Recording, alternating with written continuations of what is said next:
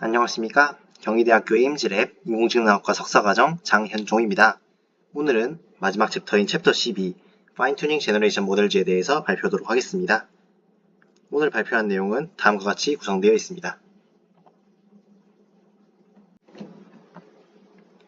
먼저 대규모 텍스트 데이터셋을 이용해서 다음 토큰을 예측하는 자가지도 학습 방식으로 기본 모델을 학습하는 프리트레이닝, 사전 학습 과정을 살펴보겠습니다. 맨 위의 그림에서는 입력에 기반하여 토큰 예측이 이루어지는 과정을 시각적으로 보여주며 해당 단계에서는 모델이 언어적 및 임의적 표현을 학습할 수 있습니다. 그러나 이쪽 그림에서 보시다시피 1 플러스 1을 학습하지 않으면 1 플러스 1 플러스 1 이런 식으로 이제 원하는 결과가 나오지 않는 것을 확인할 수 있습니다. 이렇게 사용자의 명령에는 한계가 있음을 저희가 확인할 수 있습니다. 그래서 이제 사전 학습된 모델을 소규모 라벨링 데이터셋을 이용해서 사용자의 지시를 잘 따르도록 조정하는 Supervised Fine-Tuning, 즉 SFT 단계를 설명하겠습니다. 맨 밑에 그림은 이제 SFT 과정에서 사용자 입력이 추가되어 다음 토큰 예측이 이루어지는 모습을 볼 수 있습니다. 이를 통해 모델은 단순 무장 이어쓰기에서 벗어나 보다 구체적인 사용자 명령에 맞춘 응답을 생성하게 됩니다. SFT를 활용한 이후 모델이 인간의 선호나 안전 기준에 부합하도록 추가 미세 조정하는 Preference Tuning 단계로 넘어갑니다. 해당 과정에서는 소규모 질문, 응답 데이터셋을 활용해 모델이 보다 바람직한 출력을 내도록 학습을 합니다. 해당 그림에서는 대규모 무라벨 데이터와 소규모 라벨 데이터의 차이를 이렇게 시각적으로 저희가 비교할 수 있습니다.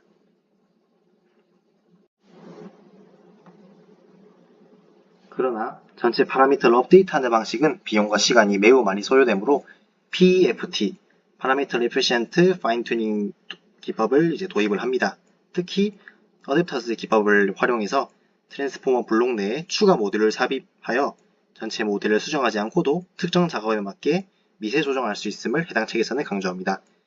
해당 그림은 어댑터가 모델 내에 배치되는 구조를 설명합니다. 이런 식으로 이제 중간중간에 어댑터를 넣어서 이제 학습 비용을 줄이는 쪽으로 이제 합니다.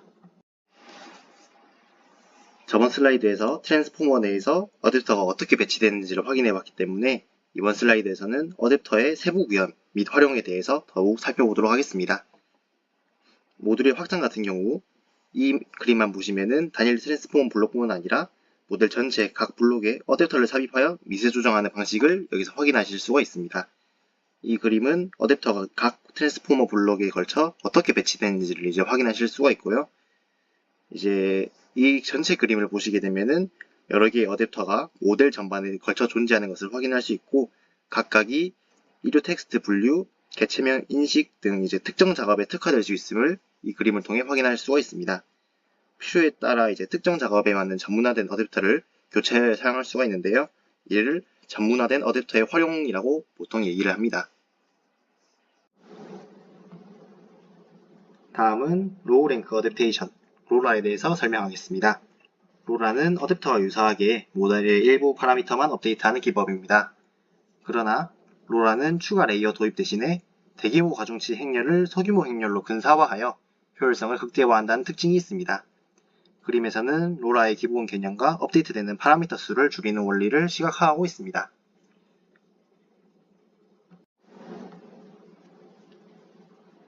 다음은 로라의 구체적 작동 원리에 대해서 설명드리겠습니다.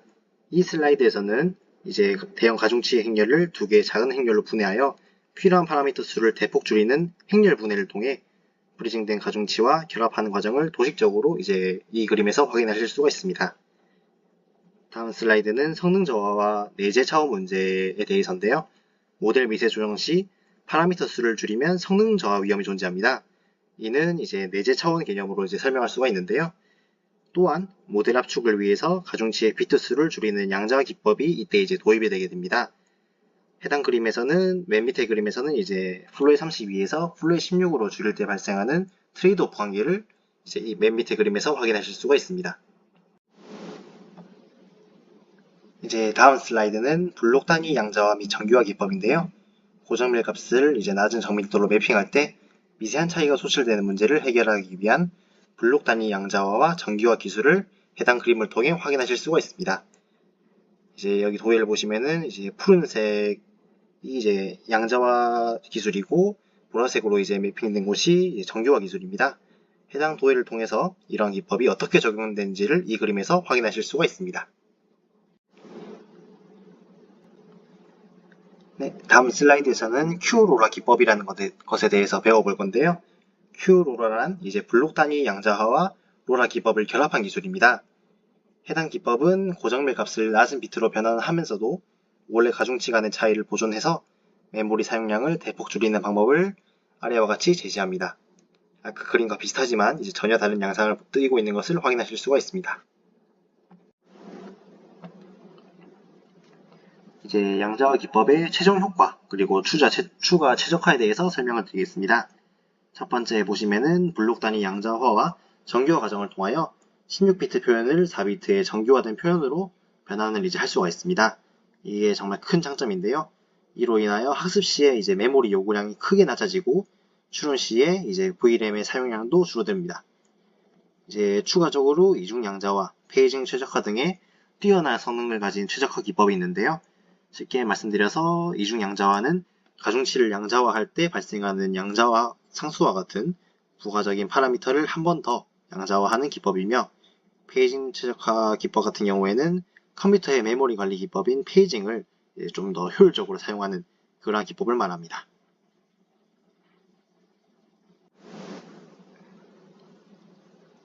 다음으로는 이제 인스트럭션 튜닝 개요 및 데이터 템플릿팅에 대해서 먼저 알아볼 건데요.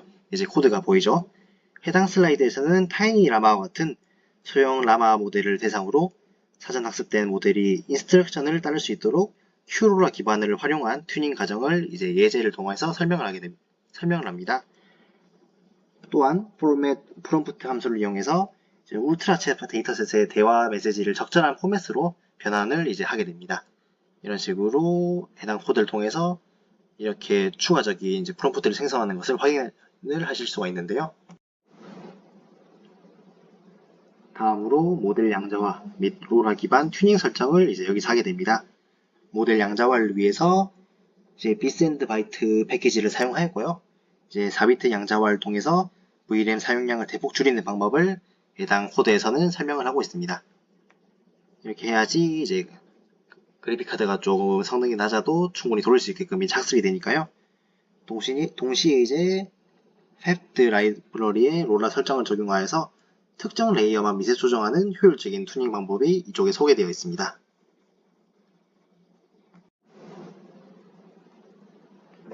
이제 학습 설정 및 제가 이제 가장 중요하다고 생각하는 하이퍼 파라미터에 대해서 이제 설명드립니다.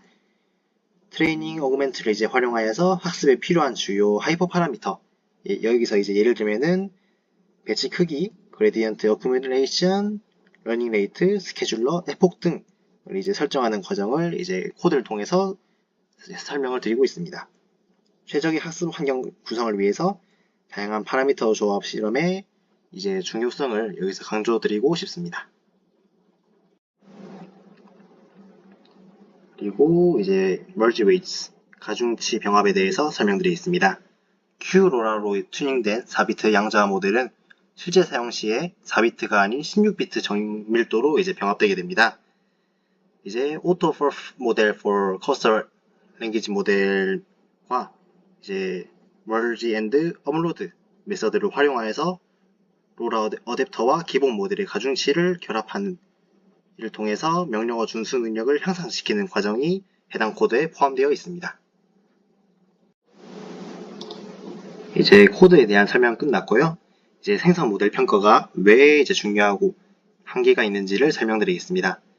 생성 모델 평가 같은 경우에는 사실 단일 지표로 측정하기 좀 어려운 복합적인 문제입니다. 프레퍼리시티, 로우지, 블루, 펄트 스코어 등의 단어 단위 평가 지표 같은 경우에는 평가 시 고려해야 될 다양한 요소가 존재합니다. 그래서 그 다양한 요소를 한 번에 이제 고려하기 어렵기 때문에 이제 평가 지표가 좀 한계를 가지는 편이고요. 해당 그림 위에 그림을 보시면은 when a measure becomes a 그 다음에 타겟이 들어가는데 이 타겟이 좋은 단어인지 아닌지를 구별하는 게 조금 요소가 많기 때문에 어려운 부분이 많습니다.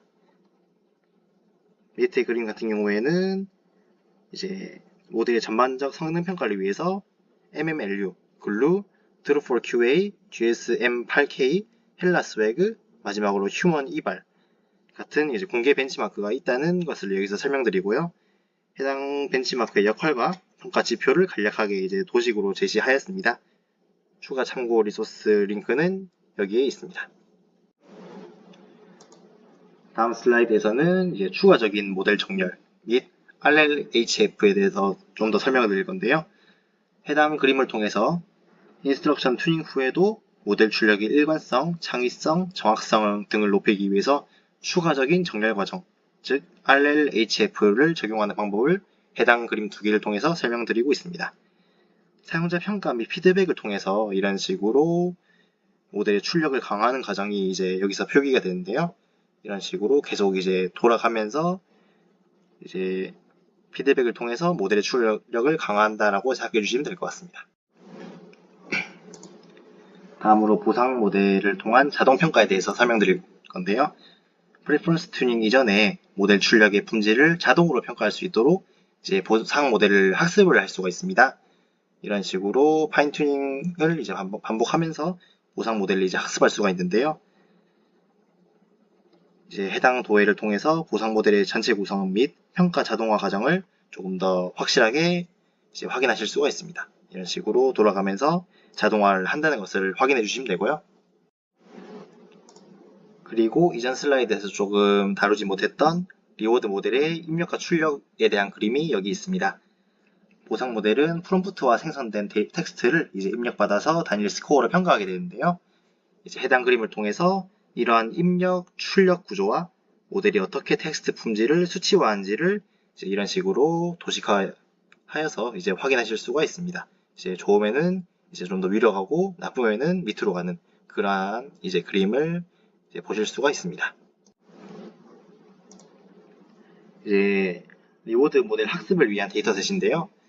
이제 리워드 모델을 학습을 해야 되니까 이제 데이터셋이 당연히 있어야 되는데 이제 하나의 프롬프트에 대해서 수용된 생성 결과와 거부된 생성 결과를 이제 제공하는 데이터셋 구성 방식을 해당 그림에서 설명하고 있습니다. 해당 그림을 통해서 모델이 어떤 기준으로 이제 학습이 되고 안 되는지를 확인하실 수가 있고요. 그리고 사람 평가를 활용한 선호 데이터 수집 과정을 이제 해당 도해와 아까 코드를 통해서 확인하실 수가 있습니다. 그리고 이제 아까 데이터셋을 활용해서 리워드 모델 학습 단계에 대해서 설명을 드릴 건데요. 보상 모델은 수용된 결과에 높은 점수를, 거부된 결과에 낮은 점수를 부여하도록 이제 학습이 됩니다. 이제 마치 강화학습처럼 이제 되는데요. 그림은 학습 목표와 파라미터 업데이트 과정을 시각적으로 설명을 해놓았습니다.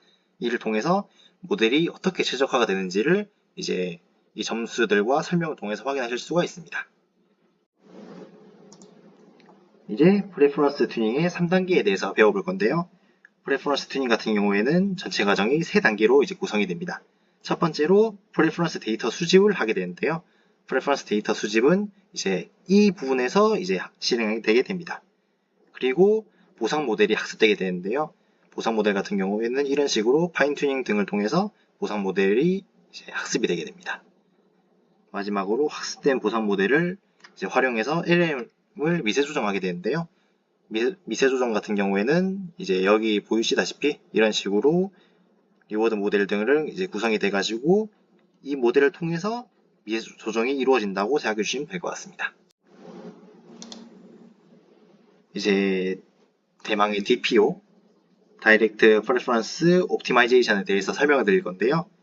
PPO 같은 경우에는 이제 조금 복잡한 이제 방식입니다. 그래서 PPO의 복잡성을 좀 극복하기 위해서 제안된 이제 기법이고요. DPO는 이제 특징이 별도의 보상 모델 없이 LLM 자체를 참조 모델로 활용해서 미세 조정하는 방법을 이제 해당 그림으로 설명하고 있습니다.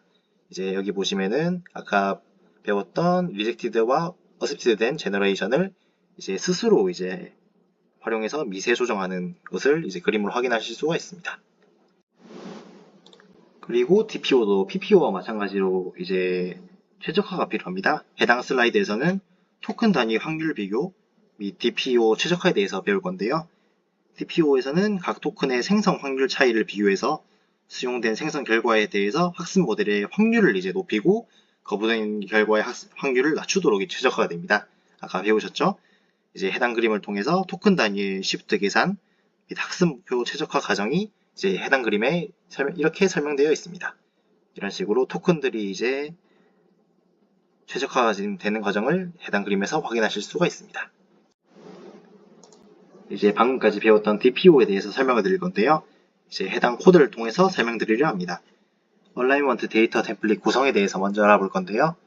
DPO를 위한 데이터셋 구성 과정에서 이런 식으로 시스템, 유저, 어사이먼트 등의 토큰을 활용해서 대화 형식을 템플릿하는 방법을 이제 해당 코드를 통해 확인하실 수가 있습니다.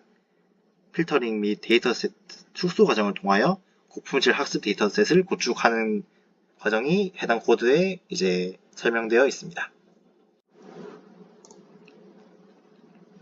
이제 모델 양자화 및 기본 모델 로딩에 대해서 좀 설명을 드리겠습니다. 비트 샌드, 바이트 콤피그, 그리고 오토 토커나이저를 활용하여서 모델을 4비트 정밀도로 아까처럼 이제 로딩을 함으로써 VRAM 사용량을 이제 줄이게 될 수가 있고요. 또한 로라 어댑터를 적용 후에 기본 모델과 병합을 이제 해당 코드를 통해서 하게 됩니다. 또한 이제 여기 라마 코드 보이시죠? 라마 코드 토크나이저 설정을 통해 가지고 모델과 일치시키는 작업을 해당 코드를 통해서 하게 됩니다. 이제 뒤에는 하이퍼 파라미터를 이제 설정하게 되고요. 이런 식으로 세이브 어댑터를 함으로써 이제 멀지를 이제 하게 됩니다. 해당 모델을 이제 머지함으로써 모델을 사용할 수가 있다라고 생각해 주시면 될 것 같고요. 네, 이제 설명 끝났고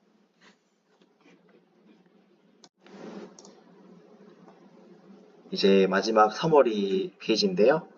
먼저 첫 번째로 PEFT 및 로라에 대해서 설명드리려 합니다.